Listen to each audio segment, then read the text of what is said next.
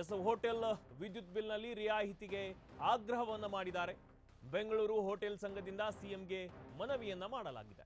ವಾಣಿಜ್ಯ ಸಿಲಿಂಡರ್ ಪೂರೈಕೆಯಲ್ಲಿ ವ್ಯತ್ಯಯ ಆಗುತ್ತಿರುವ ಹಿನ್ನೆಲೆಯಲ್ಲಿ ಈ ಒಂದು ಮನವಿಯನ್ನ ಮಾಡಿದ್ದಾರೆ. ತಮಿಳುನಾಡಿನಲ್ಲಿ ಪ್ರತಿ ಯೂನಿಟ್ಗೆ 2 ರೂಪಾಯಿ ರಿಯಾಯಿತಿಯನ್ನು ನೀಡುತ್ತಿದ್ದಾರೆ. ಅದರಂತೆ ಇಲ್ಲಿಯೂ ರಿಯಾಯಿತಿಯನ್ನ ನೀಡುವಂತೆ ಸಿಎಂಗೆ ಮನವಿಯನ್ನ ಮಾಡಿದ್ದಾರೆ. ಎಸ್ ವಾಣಿಜ್ಯ ಸಿಲಿಂಡರ್ ಪೂರೈಕೆಯಲ್ಲಿ ವ್ಯತ್ಯಯ ಆಗುತ್ತಿರುವ ಹಿನ್ನೆಲೆಯಲ್ಲಿ ಹೇಗೆ ಒಂದು ತಮಿಳುನಾಡಿನಲ್ಲಿ ಪ್ರತಿ ಯೂನಿಟ್ಗೆ 2 ರೂಪಾಯಿಯ ರಿಯಾಯಿತಿಯನ್ನ ಕೊಡ್ತಾ ಇದ್ದಾರೆ, ಅದೇ ರೀತಿ ನಮಗೂ ಕೂಡ ರಿಯಾಯಿತಿಯನ್ನ ನೀಡಿ ಅಂತ ಹೋಟೆಲ್ ಸಂಘದಿಂದ ಸಿಎಂಗೆ ಮನವಿಯನ್ನ ಮಾಡಲಾಗಿದೆ.